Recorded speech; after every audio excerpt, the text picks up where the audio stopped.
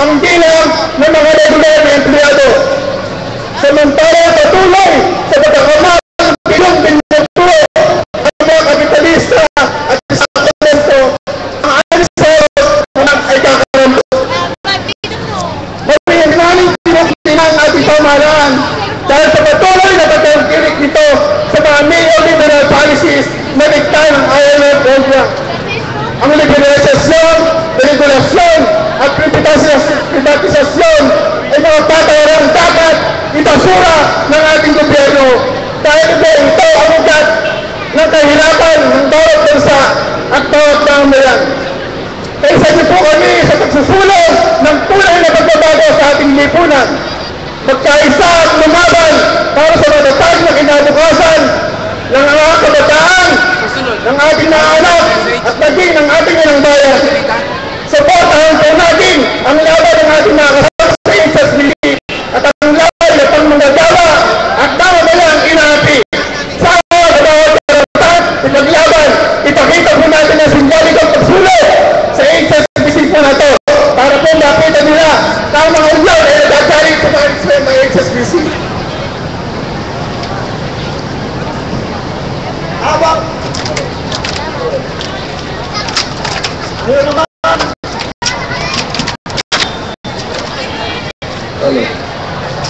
ngayon ba mga kasama habang sinusunod ang simbolo ng pagsasamantalang HSBC? Ipagpapalin po rin nyo dahil sana ang susunod natin ito pagsalita ay wala natin sikat kasamang Carol Subalit. Nandito po ang kanyang mensahe, babasahin din natin. May kasamang Raymond Asinya, siya po yung tinanggal bilang Pangulo ng Union ng Financial Banking Union ng HSBC. Mensahe po, may kasamang Carol, taga-Pangulo ng Bayan.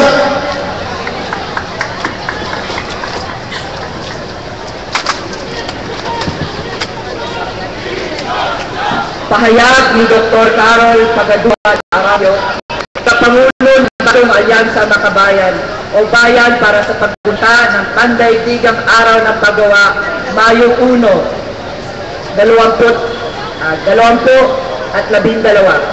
Isulong ang tunay na nasyonalismo, ipaglaban ang pagbansang demokrasya, ipagtagumpay ang sosyalismo.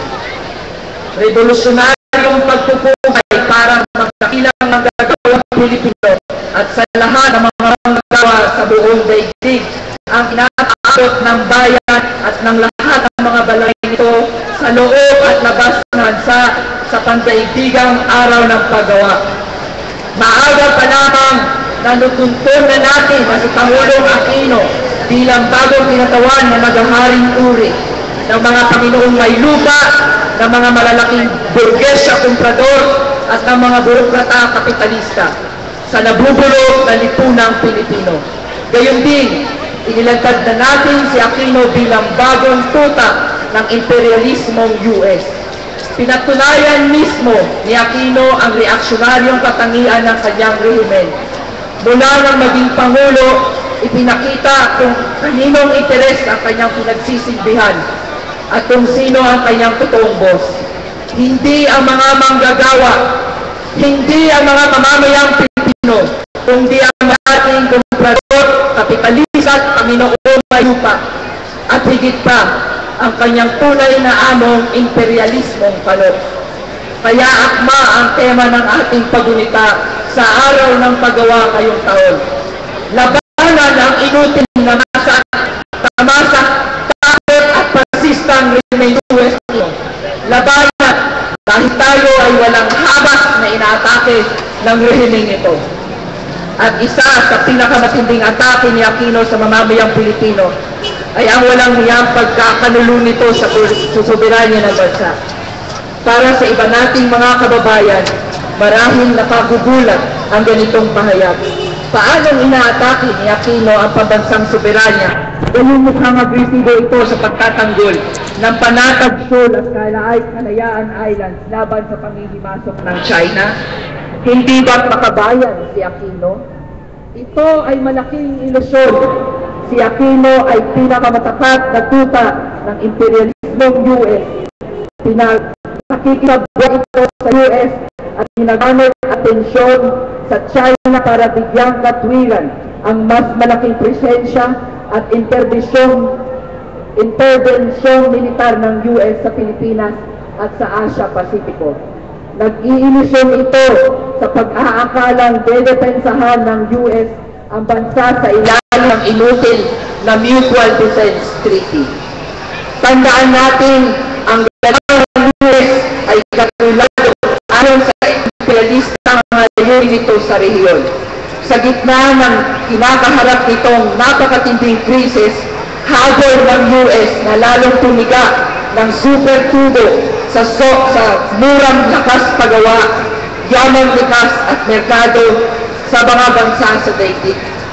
Kaya kung sa hanayan ng mga bansang nais dambungin at kontrolin ng US, di hamak na mahalaga para rito ang China sa simpleng lawak at laki nito.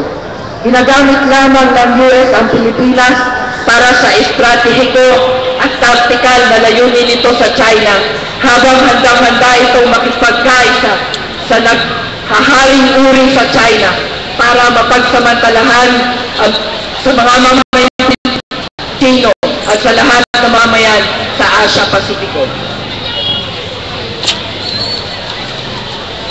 Pero nag-aambisyon ng mga naghaharing uri ng papalakas na kapitalistang bansang China na maging dominanteng kapangyarihan ito sa rehiyon kung hindi man sa daigdig.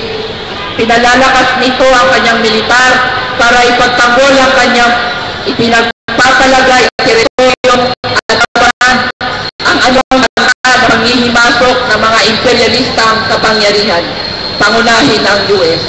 Iginigiit nito ang kanyang posisyon sa Panatag Shoal at Kalayaan Island. Kaya ang banggaan ay banggaan ng US at China para sa kanya-kanyang sariling interes ng kanilang mga naghaharing uri. Pero sa halip na kilalanin ang ganitong katangian ng tunggalian ng US at China, buong itinaya ni Aquino ang pambansang interes sa imperialistang agenda ng gobyerno ng US.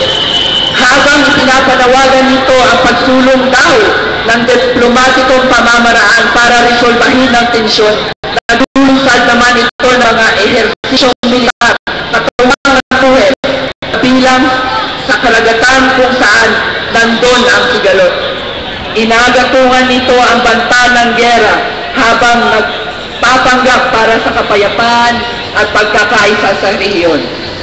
Habang sinasabi ng rehimeng Aquino na dapat gamitin ang pandaigdigan at pang-rehiyong mga institusyon para ayusin ang gulo, panay ang takbo nito kay Uncle Sam upang makakuha ng mga pahayag at pangarong pagkampi sa Pilipinas.